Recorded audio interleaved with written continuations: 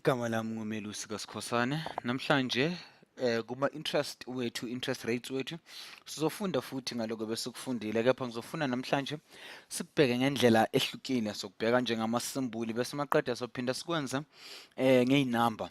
Zingangixaki lamasimboli, nginika nje umqondo. Asithi mhlambe sino P dollars noma ilona imali esibolekayo. P rands ama-principal kahle kahle i-principal elagama le mali esibolekiwe noma imali esibolekile. Sithi R is equals to u-rate noma interest le engizoyibhadala ngaleso sikhathi engibhadala ngaso. Asithi sino P no R, asithi sino T manje, T years usho ukuthi unyaka, iminyaka ukuthi unyaka othize nonyaka othize sobe sesinemali engakanani.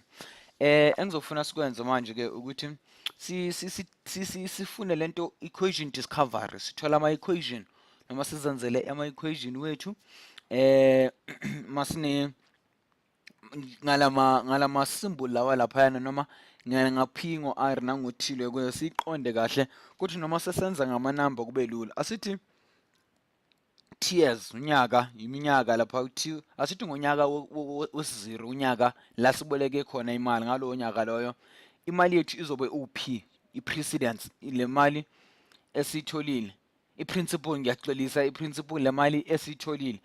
Bese sithi futhi ke manje sisi unyaka wokuqala, first year unyaka wokuqala, sithi uP imali esibolekile plus R i-rate noma interest rate lesibhadale ngayo times u100 le mali esenzeni esibolekile. Sizothola ukuthi impendulo ubani uP times 1 plus R.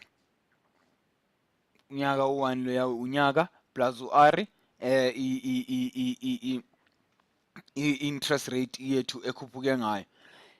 Siqhubeke futhi ama-equations la ukhumbule esiwenzayo. Sithi unyaka wesi-2 ukhumbule sisebenza ngani nge-simple interest, sothi kuphilo yana imali eyi-principal esiyitholile, imali esiqale saboleka ngayo. Sizothi P, so unyaka wesi-2 yebo, sothi u-P plus RP plus RP ulingana nobani no P times R or P times 1 plus 2R, unyaka wesingaki wesi-2. Unyaka wesi-3 ke sizothi uP imali esinayo vele 100 bese simplasa nge-rate 10%, then simtimes ngo-10 loya ungo-100 lona mhlambe sithi 100 bese sibolekile uP bese sithi plus RP ulingana no plus P no RP is equals to, or noma ulingana no P times 1 plus 3R. I-equation asithi 2 years emva kweminyaka ethize sizothi kuyena uP is times noma umphinda ngo-1 plus T years lo nyaka times R noma plus R, yeah, times R. Ikanjalo lena bekusesama equation we simple interest, sothi manje sisebenze ngezinombolo sithole impendulo zethu. Asithi ke ngiboleka u50 rand. Ngawo 50 rand ngiyabhala lapha ngiboleka u50 rand. U50 rand lona mele ngibhadale u15% i-interest yakhona. Mele ngonyaka wesi-20 sifuna ukuthola ukuthi ngonyaka wesi-20 kuzobe sekuyimali engakanani, in 20 years kuzobe sekuyingakanani ya 50 rand okhuphuke ngo-15%. Sibuyela kuleya formula yethu le lapha ekugcineni u-T years, sothi 50 rand uP times 1 plus T u20 plus T u20 years leyana point i-rate yethu 0.15 noma 0.15. Sizothi kena 50 years times 1 plus u3, sithi plus 3 sithi 50 plus 4 u1 no3 mabahlanganisa benza u4, 50 plus 4 u50 mphinda ka4 uthola ubani u3, kusho ukuthi nayi imali yethu esizoyikhokha after 20 years. After 20 years imali esizoyikhokha u200. Iformula ebesiyenzile ngale simple interest sakwazi ukuthi sibale ngayo leyo formula. Sothi manje sibheke iformula ye compound interest bese maqeda sibhale izibalo nakhona zakhona ze compound interest. Ngizocima nje laphayana.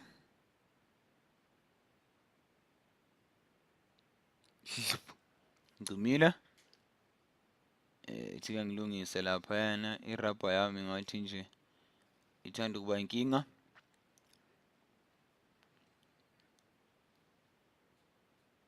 Irabha yami. Okay. No, ngikususile bengikususa ngizochaza ke manje. Nayi-ke i-compound interest yethu. Ukhumbule ke sisebenzisa nje lento besisebenzisa lapho. Ukhumbule i-compound interest nelona ziyafana. Umehluko uhluka lapho mase kufika onyakeni. P plus RP njengoba ngiyibhala laphayana impendulo yethu kuzoba u-P times 1 plus R i-rate yethu. Ukhumbule i-simple interest nayi-ke umehluko. I-simple interest bese sizoqala futhi ku-P loyana kuye 0 simultiply nge-interest yethu. Kepha manje sesizoyenza sesiya times manje impendulo esizoyithola kuye 1 yiyo sesizoyisebenzisa kuye 2 njenge principal yethu. Principal yethu noma imali yethu esesinayo sikhulise kusuka kuyo. Ngizothi u-P sesikufana ukuthi nayi i-principal yethu entsha accesselwe ya P plus R. So ku-P times 1 plus R. Yiyo esesizokhulisa ngayo noma yiyo sesizoyikhulisa manje sesikhulisa nge-interest rate yethu le esinikeziwe kungaba u-15 ngaba noma yiphi noma u-2% noma kungaba yini. Njengoba ngibhalile lapha nayi i-principal yethu manje mase iyo esisebenza ngayo siyikhulisa ngale ya rate ka1 plus R.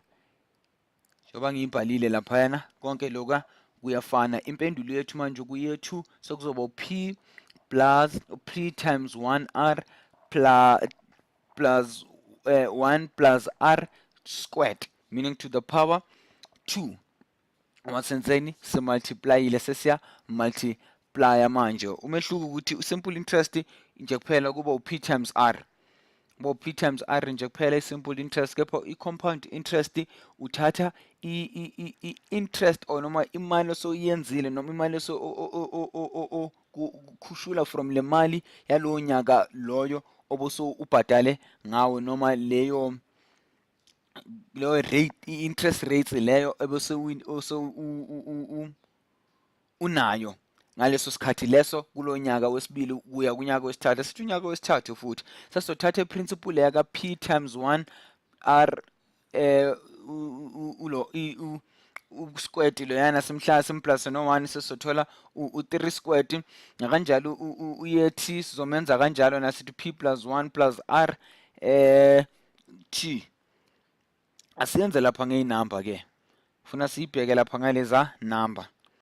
Nayo compound interest ebengifuna siyenze so 250 150 rand siboleka u50 rand times 1 plus 0.15 to the power 20. U20 loyana yile minyaka ke ngalo nyaka lo sobe sibhadala malini fana nokuthi it's equals to 50 times 1.50 to the power 20. Ubani ke le mpendulo ngiyacabanga ukuthi ingakusokolisa. So thatha i-calculator noma sibale nje nge-spreadsheet sethu masinyana.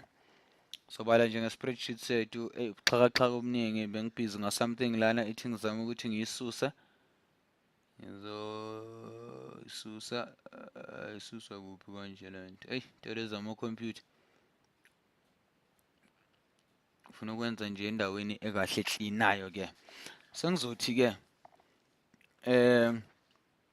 ngizothi plus 1.15 to the power 20 ingaki is 16.37 masi round off 16.37 to 15